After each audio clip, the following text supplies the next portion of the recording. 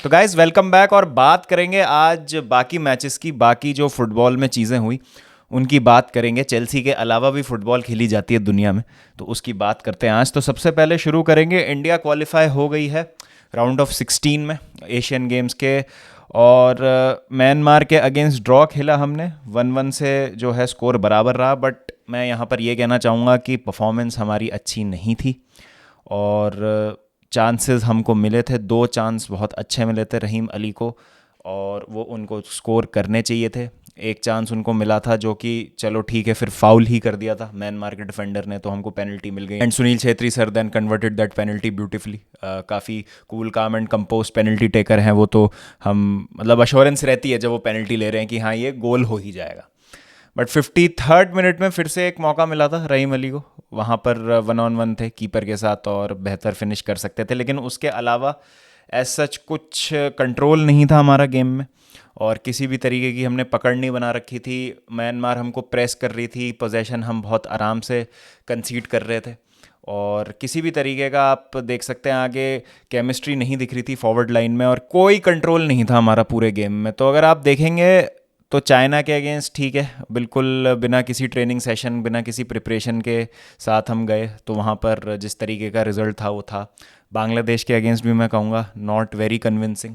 वहाँ पे भी एक पेनल्टी हमको लगी है, एक लेट पेनल्टी जीतने के लिए। और यहाँ म्यांमार से बिकॉज गोल स्कोर्ड हमारे ज़्यादा थे, तो उस बेसिस पे भले ही टेबल में गोल डिफरेंस वगैरह हमारा उनसे बराबर था, बट उसके वर्च्यू से हम क्वालिफाई कर गए हैं राउंड ऑफ 16 में। अब देखिए यहाँ पर मैं ब्लेम ज़्यादा नहीं करूँगा टीम को, बिकॉज अगर आप देखिए चाइना का, आप देखें उस दिन जो मैच हुआ है तो फिटनेस में फ़र्क दिख रहा है। कल म्यांमार वाले गेम में भी सेम था। म्यांमार की टीम हमसे ज़्यादा फिट लग रही थी, हमसे ज़्यादा प्रिपेयर्ड, हमसे ज़्यादा रेडी लग रही थी। उन्होंने 1 महीने का कैंप किया है इन एशियन गेम्स के लिए, और हमको कुछ भी नहीं मिला है। अगर आप ईगोर स्टीमैच का ट्वीट देखेंगे मैच के बाद, तो आप देखेंगे कि जो प्लेयर्स हैं वो एयरपोर्ट पे अपनी रिकवरी कर रहे हैं, पार्क में जो है वो ट्रेन कर रहे हैं। किसी भी तरीके का टाइम मिला नहीं है इस टीम को जेल होने का। एक मेक शिफ्ट सी हम टीम लेके गए हैं जहाँ पे आउट ऑफ पोजीशन प्लेयर्स को खिलाया जा रहा है, और जैसे भी मतलब हमने एक जैसे तैसे काम चलाऊ तरीके से एक टीम बस बना के उसको रख दिया है आगे। तो उस हिसाब से अगर देखें तो राउंड ऑफ 16 में पहुंचना एक बड़ी बात है। फ़र्क नहीं पड़ता अगर आपके सामने आप कह सकते हैं कि बांग्लादेश और म्यांमार थे, उनको तो हमको हराना ही चाहिए था। नहीं, अभी हम उस लेवल पे नहीं आए कि बिना प्रॉपर प्रिपरेशन या बिना प्रॉपर कैंप के हम इन टीम्स को भी हरा सकें। कुछ भी अगर आपको किसी भी तरीके से आपको कॉम्पिटिटिव होना है, तो टीम को साथ में होना, एक प्रॉपर सेट ऑफ प्लेयर्स का चयन होना, और उसके बाद उनको टैक्टिकली सेटअप करना, एक अच्छा कैम्प देना, कोच को टाइम देना उस टीम के साथ, वो बहुत ज़्यादा ज़रूरी है, जो इस टीम को मिला नहीं। और फिर उसके बाद रिकवरी करना, एकदम आप एशियन गेम्स के जस्ट पहले पहुंचे हैं, किस तरीके की आपकी ट्रैवल रही है, बहुत ज़्यादा आप टायरिंग एक ट्रैवल से गुजरे हैं, तो उन सब चीज़ों को मद्देनज़र रखते हुए अगर आप राउंड ऑफ 16 में पहुंचते हैं तो एक अच्छी बात है। लेकिन राउंड ऑफ 16 में हम पहुंचे हैं तो एक बहुत बड़ा दानव हमारा वहाँ इंतज़ार कर रहा है, जो कि है सऊदी अरेबिया। 28 तारीख को हमारा मैच होगा सऊदी अरेबिया के अगेंस्ट। और आप कह सकते हैं कि इस समय एशियन फुटबॉल की अगर हम बात करें तो Saudi Arabia is the giant. ज़्यादा तेज़ी से रैपिडली ग्रो कर रहा है सऊदी अरेबिया का जो फुटबॉल है। वर्ल्ड कप में उस चीज़ का हमने देखा था, वर्ल्ड चैंपियंस अर्जेंटीना को सऊदी अरेबिया ने पहले मैच में हराया था उनके वर्ल्ड कप में। तो अगर उनकी अंडर 23 टीम के अगेंस्ट हमारा मैच है, तो आप देख सकते हैं कि उनकी प्रिपरेशन में और हमारी प्रिपरेशन में, और उनकी फ़ुटबॉल में हमारी फ़ुटबॉल में बहुत ज़्यादा डिफरेंस होगा। आप चाइना से ज़्यादा मुश्किल मैच समझ सकते हैं इसको, जो सऊदी अरेबिया के अगेंस्ट हमारा होने वाला है। तो देखते हैं किस तरीके से हम अप्रोच करते हैं इस गेम को। 3 दिन हैं अभी, और यहाँ पर देखिए टीम को सपोर्ट की बहुत ज़्यादा ज़रूरत है। आप अपनी एक्सपेक्टेशंस मत रखिए बिल्कुल भी, और ऐसे भी मत बोलिएगा। देखिए मेरे को बहुत ख़राब लगा था जब चाइना के बाद हम बात कर रहे थे उस गेम की, और लोग कह रहे थे कि यार देखो इंडियन टीम तो कैसा खेलती है, चाइना से हार गए, 5-1 कोई हारता है क्या, ये है क्या, वो है क्या। देखिए प्लीज़ कॉन्टेक्स्ट समझिए सिचुएशन का, ये समझिए कि टीम किस चीज़ से गुजर रही है, क्या क्या हुआ है एशियन गेम्स के पहले, और कैसे हमने अपनी टीम को भेजा है, और किस परिस्थिति में ये टीम जो है compete कर पा रही है। तो उस सब चीज़ को मद्देनज़र रखते हुए नॉकआउट्स में पहुंचना ही मेरे हिसाब से एक बहुत अच्छी अचीवमेंट है। और अगर सऊदी अरेबिया के अगेंस्ट कैसे भी करके एक अच्छी परफॉर्मेंस हो जाती है, जीतने का भी मैं नहीं सोच रहा हूँ, because that is very far fest. Saudi Arabia को हराना बहुत ज़्यादा मुश्किल होगा इस समय। बट अगर एक अच्छी परफॉर्मेंस होती है तो बहुत सारा जो है एक्सपीरियंस है और बहुत सारी पॉजिटिव चीज़ें जो हैं हम लेके आएंगे वापस, जो हमारे आगे के कैंपेन्स में हमारे लिए बहुत ज़्यादा यूज़फुल होगा। तो देखते हैं क्या होता है सऊदी अरेबिया वाले मैच में। हमारी नज़र ज़रूर बनी रहेगी उस मैच में, और लेट्स होप यार कुछ मिरेकल हो जाए, कुछ बढ़िया हो जाए उस गेम में, and India progresses to the quarter finals. अब बात करते हैं दो बड़े मैच की जो हुए कल। एक था नॉर्थ लंदन डार्बी, जहां पर हमने देखा टॉटनहम हॉटस्पर की शानदार परफॉर्मेंस आर्सेनल के अगेंस्ट 2-2 से वो ड्रॉ होता है मैच, और एटलेटिको मैड्रिड ने काफ़ी कन्विंसिंग फैशन में 3-1 की स्कोर लाइन से रियल मैड्रिड को हरा दिया। तो पहले बात करेंगे आर्सेनल और स्पर्स के मैच की। आर्सेनल ने कुछ चेंजेस किए अपनी टीम में। इंजरीज़ की वजह से वो चेंजेस उनको करने पड़े, बिकॉज ट्रोसार्ड को भी इंजरी हो गई थी तो एनकेटिया को खिलाना पड़ा। फिर फाबियो वियेरा खेल रहे थे मिडफील्ड में, हेवर्ट्स बेंच पे थे। और मैच में हमने देखा बीच में कि डेक्लन राइस को भी इंजरी हो गई, जिसकी वजह से जॉर्जिनियो है, तो वहाँ पे आर्सेनल का गेम जो है उस पर कुछ फ़र्क पड़ा। लेकिन यहाँ पे आपको तारीफ़ करनी पड़ेगी स्पर्स की, इंजरीज और नॉट, आर्सेनल का होम था। Arsenal are a well drilled side. Arsenal एक ऐसी टीम है जो अभी बेटर शेप में है in terms of last season की अगर आप बात करें तो। स्पर्स का जो सेटअप है और आर्सेनल का सेटअप है, कंसिस्टेंसी का बहुत फ़र्क है। आर्सेनल कंसिस्टेंटली सेम प्लेयर से खेले आ रही है पिछले 2-3 सीजन से। आर्टेटा की एक पकड़ बहुत ज़्यादा मजबूत है इस टीम पे, वर्सेस स्पर्स साइड जिनके एक बहुत अच्छे मैनेजर अभी इंचार्ज हैं, एंज पोस्टेकोग्लू। उन्होंने अपना मेन प्लेयर खोया है हैरी केन के रूप में, और उसके बाद जिस तरीके से स्टार्ट रहा है एंज पोस्टेकोग्लू का, हम सब सोच रहे थे चलो ठीक है अभी तो असली टेस्ट आना बाकी है। हाँ, मैनचेस्टर यूनाइटेड को ज़रूर हराया, बाकी टीम्स को ज़रूर हराया, शेफील्ड के अगेंस्ट एक कमबैक किया, लेकिन क्या एक असली टेस्ट को ये फेस कर पाएगी टीम? असली टेस्ट से मतलब है big games like Arsenal away, जो एक बहुत फेयर्स राइवलरी है अगर हम प्रीमियर लीग फुटबॉल की बात करें। और एमिरेट्स में जाके इस तरीके की परफॉर्मेंस देना, ये एक स्टेटमेंट है मेरे हिसाब से। अगर हम बात करें एंज पोस्टेकोग्लू और स्पर्स की, अगर जहाँ तक हम बात करें, ये एक बहुत अच्छा स्टेटमेंट दिया उन्होंने कि आप हमको हल्के में नहीं ले सकते, आप हमको सीरियसली लेंगे और हम जो है बाकी टीम्स को भी परेशान करेंगे, चाहे वो लिवरपूल हो, मैन सिटी हो। आर्सेनल के अगेंस्ट आपने कल देख लिया किस तरीके की परफॉर्मेंस थी। एक जो बहुत अच्छी बात लगती है एंज पोस्टेकोग्लू को देख के, जब मैंने मैच का वापस से रिप्ले देखा, कि जो टैक्टिकल अडेप्टेबिलिटी है उनकी बेस्ड ऑन दी ऑपोजिशन, और मैच में जिस तरीके से वो अपनी टीम को चेंज कर देते हैं, वो बहुत ज़्यादा काबिल तारीफ़ है। यूजुअली आप देखते हैं कि बिसूमा एक सिंगल पिवट में खेलते हैं और उडोगी और पेड्रो पोरो इन्वर्ट करते हैं दोनों एज द आउटलेट्स जो चाहिए होते हैं बिसूमा को पीछे से खेलने के लिए, बिकॉज बैक से बिल्ड करना बहुत ज़्यादा एक डेंजरस चीज़ होती है अगर आप इफेक्टिवली नहीं कर रहे हैं वो। लेकिन कल क्योंकि आर्सेनल का प्रेस बहुत ज़्यादा अग्रेसिव था, तो आप देख रहे थे मैडिसन वो सपोर्ट में आ रहे थे बिसूमा के, और क्योंकि मैडिसन एक प्रेस रेजिस्टेंट प्लेयर है तो वो बहुत ज़्यादा मदद कर रहा था, और टर्नओवर्स जो हो रहे थे स्पर्स के, उससे बहुत ज़्यादा आसानी हो रही थी स्पर्स को अटैक जो है वो क्रिएट करने में, चांसेस क्रिएट करने में। और एक और जो चीज़ देखी, जो आर्सेनल का लेफ्ट साइड था वो थोड़ा सा वल्नरेबल था, तो स्पर्स ने उस चीज़ को भी एक्सप्लॉइट करने की बहुत अच्छे से कोशिश की। और जिस तरीके की साइनिंग स्पर्स ने करी है, आई थिंक बहुत अच्छी तरीके से वो ट्रांसलेट कर रहा है जिस तरीके की फुटबॉल पोस्टेकोग्लू खिलाना चाह रहे हैं। और अगर थोड़ी सी और अच्छी डेप्थ आ जाए, अभी ये जो स्पर्स की टीम है जिसमें बहुत सारे यंग और एक्साइटिंग प्लेयर थे, जैसे मटरसार हो गए, उडोगी हो गए, मैडिसन लेस्टर से आए हैं, ये बहुत अच्छी साइनिंग्स जो हैं की हैं स्पर्स ने। और इस पे अगर हम बात करें, मिकी वैन डी वैन का भी मैं जिक्र करना चाहूँगा, बहुत अच्छे मुझे प्लेयर लग रहे हैं, वो बहुत अच्छे से पार्टनर कर रहे हैं वो रोमेरो को। तो ये साइनिंग्स जो हैं ये अच्छा काम कर रही है स्पर्स के लिए। थोड़ी सी डेप्थ की ज़रूरत है स्पर्स को टू गो द डिस्टेंस मेरे हिसाब से, लेकिन अभी क्योंकि यूरोप नहीं है तो प्रीमियर लीग और कप कॉम्पिटिशन्स में तो स्पर्स बहुत अच्छा कॉम्पिटिशन देने वाली है। आगे की अगर हम बात करें, अगर स्पर्स को और कॉम्पिटिटिव होना है, थोड़ी सी अगर डेप्थ और आ जाए स्पर्स के पास, तो ये this is a serious team, they have got a brilliant manager, बहुत ही अच्छी फुटबॉल खेल रहे हैं वो। और बीच में तो ऐसा लगा था कि आर्सेनल के पास कोई जवाब ही नहीं है। टैक्टिकली आर्सेनल को जाके आर्टेटा को आउट प्ले करना एमिरेट्स में बहुत बड़ी बात होती है। और देखिए, इसमें आप कह सकते हैं कि चलिए आर्सेनल को इंजरीज हो गई और दे वर रिस्ट्रिक्टेड, तो वो तो देखिए part and parcel of the game है। ये कारण नहीं होना चाहिए कि जिसकी वजह से आप compete नहीं कर पा रहे हैं एक कॉम्पिटिटिव प्रीमियर लीग गेम में, that too against your most fiercest rival. तो ये एक चीज़ है जो मुझे लगता है कि स्पर्स ने बहुत अच्छी करी, काबिल तारीफ फुटबॉल खेल रहे हैं वो। और अगर इसी तरीके से वो सीज़न में कंटिन्यू करेंगे तो डेफिनेटली वो एक टॉप 4 कंटेंडर तो हैं ही। और अगर उनका दिसंबर तक, क्रिसमस तक एक अच्छा रन रहता है, तो who knows they can go all out. एक सीरियस जो है ये स्टेटमेंट हो जाएगा। अगला गेम लिवरपूल से है, तो वो भी एक बहुत इम्प्रेसिव अगला गेम लिवरपूल से है स्पर्स का, तो वो भी एक इंपॉर्टेंट टेस्ट होने वाला है उनके लिए। लेकिन जिस तरीके से आर्सेनल के अगेंस्ट उन्होंने खेला, और लिवरपूल थोड़ा सा जैसे वल्नरेबल लगती है इनिशियली, गोल्स कंसीड करती है लिवरपूल, लेकिन इवेंचुअली सेकंड हाफ में डोमिनेशन उनका रहता है, और 3-1 की स्कोर लाइन से काफ़ी जीत रही है लिवरपूल। तो ऐसा नहीं है कि लिवरपूल भी बहुत कंफर्टेबल या फ्लॉलेस है। स्पर्स के अगेंस्ट एक बहुत अच्छा मैच होगा लिवरपूल का, बहुत एंटरटेनिंग मैच होगा, तो I am looking forward to that. और लगे हाँ, तो लिवरपूल की भी बात कर रहे थे, तो लिवरपूल थोड़ा सा अंडर द रेडार जा रही है। मुझे ऐसा लग रहा है लिवरपूल की ज़्यादा कोई बात नहीं कर रहा है, because no one is giving them a chance, but वो अपने मैचेस जीत रहे हैं, बहुत अच्छी फुटबॉल खेल रहे हैं वो भी। और साला की अगर मैं जितनी तारीफ करूं उतनी कम, he is the best player in the league. अभी अगर आप बात करो, अभी जो जो भी हमने देखा है, अभी जो भी 5-6 मैचेस देखे हैं, ही इज़ द बेस्ट प्लेयर। बस उनकी ज़्यादा बात नहीं हो रही है फॉर सम स्ट्रेंज रीज़न, और ध्यान जो है बहुत जगह जा रहा है और दूसरी जगह जा रहा है। लिवरपूल पे ध्यान नहीं जा रहा है बहुत लोगों का, बट कंसिस्टेंटली लिवरपूल अपने मैचेस जीत रही है।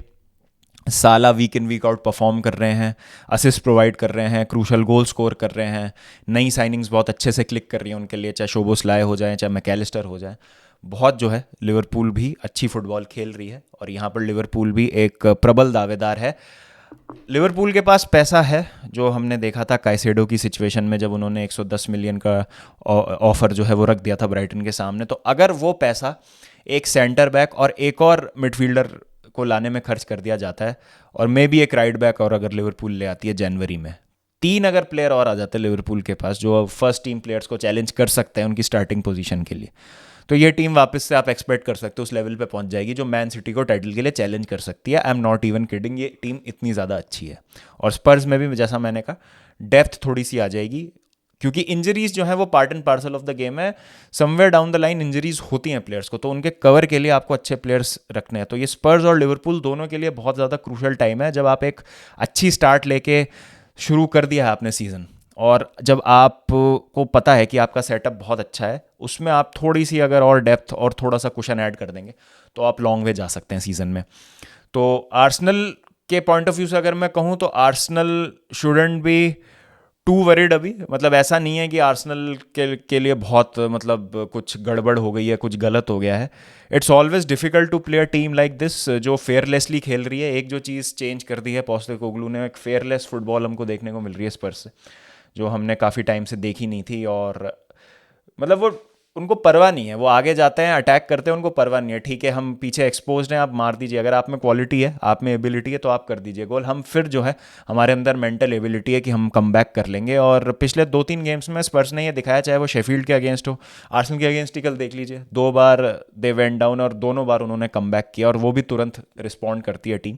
तो डेंजरस टीम है। तो उसके अगेंस्ट अगर आपके कुछ प्लेयर्स अवेलेबल नहीं थे, और क्योंकि मुझे लगता है कि आर्सेनल का सिस्टम कुछ ऐसा है कि बहुत ज़्यादा ही डिपेंड करता है कुछ प्लेयर्स पे, और जब उनकी एब्सेंस होती है तो थोड़ा सा अफेक्ट होता है कहीं ना कहीं। और मैच के बीच में वो चेंजेस करना अगेंस्ट अ स्पर्स साइड, जो कि इस समय आप कह सकते हैं कि maybe they are playing the best football, मतलब मैन सिटी लिवरपूल की अगर हम बात करें, इस ब्रैकेट में हम स्पर्स को रख सकते हैं, they are playing the best football in the league. तो उसके अगेंस्ट डिसेंट रिजल्ट है, आप हारे नहीं है, that is I think the most important thing, and it keeps you in the touching distance जो टॉप टीम्स हैं उनके। तो ठीक है, इतना कुछ खराब नहीं है आर्सेनल के लिए, बट हाँ, फूड फॉर थॉट कि अगर इस तरीके की सिचुएशन आती है तो आगे हम इस तरीके के मैचेस को कैसे अप्रोच कर सकते हैं।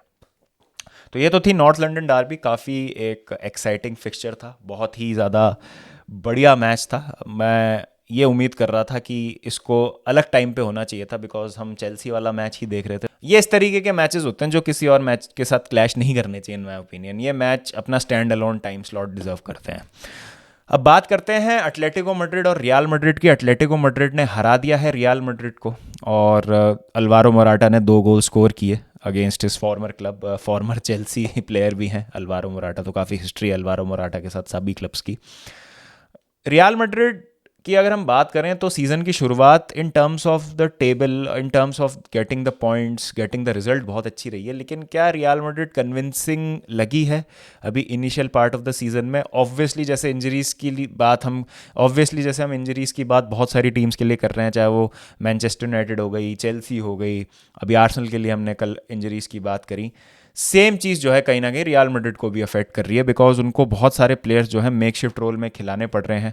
अब कारवाहाल को भी इंजरी हो गई है तो लूकास वास्केस को खेलना पड़ रहा है एज अ राइट बैक। और डिफेंस हमेशा एक प्रॉब्लम रही है जब आपके फर्स्ट चॉइस प्लेयर्स अवेलेबल नहीं होते हैं, तो वहाँ पर जो है रियल मैड्रिड को प्रॉब्लम रही है। लेकिन because they have the mentality, they have the experience, और जिस तरीके के वर्ल्ड क्लास प्लेयर्स हैं, तो वो ढूंढ रहे थे तरीके मैचेस जीतने के। और जूड बेलिंगम उस चीज़ का एक बहुत बड़ा हिस्सा थे। जिस तरीके से Jude Bellingham time and again आके पिछले कुछ हफ्तों में क्रूशल गोल स्कोर कर रहे थे और रियल मैड्रिड को एक स्पॉट ऑफ बॉर्डर से बार बार बेल आउट कर रहे थे।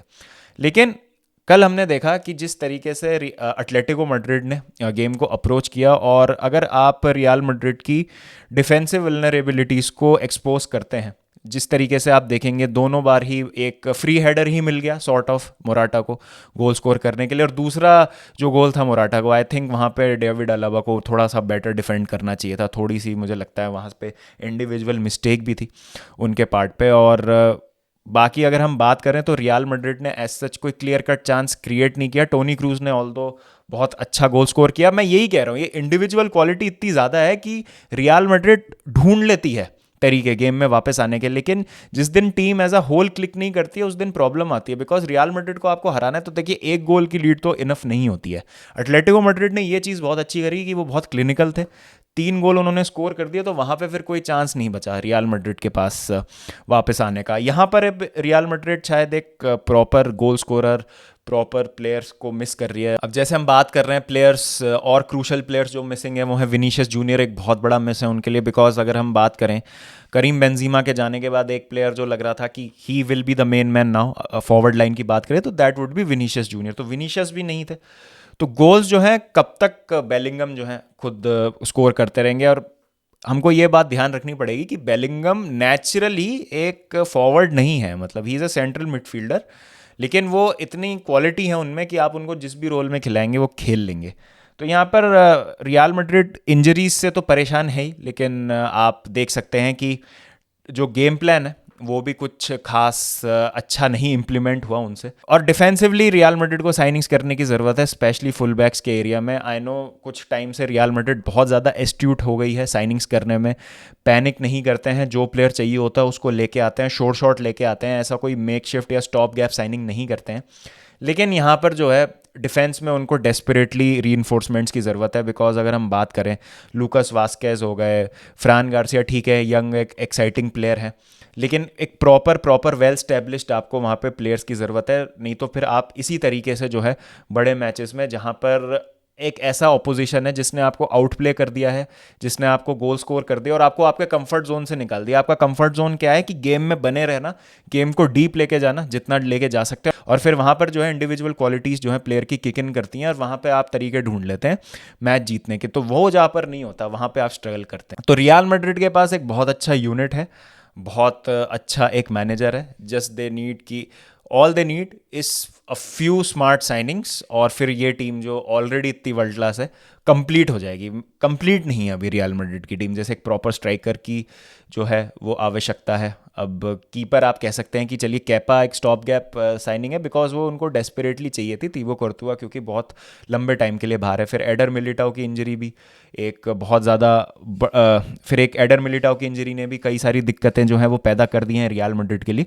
तो इन सब चीज़ों का सॉल्यूशन जो है रियल मैड्रिड को फाइंड करना पड़ेगा, मे बी ट्रांसफ़र मार्केट में या जैसे भी। क्योंकि देखिए चैंपियंस लीग एक ऐसी चीज़ है जो रियल मैड्रिड हमेशा जिसको फर्स्ट प्रायोरिटी देगी।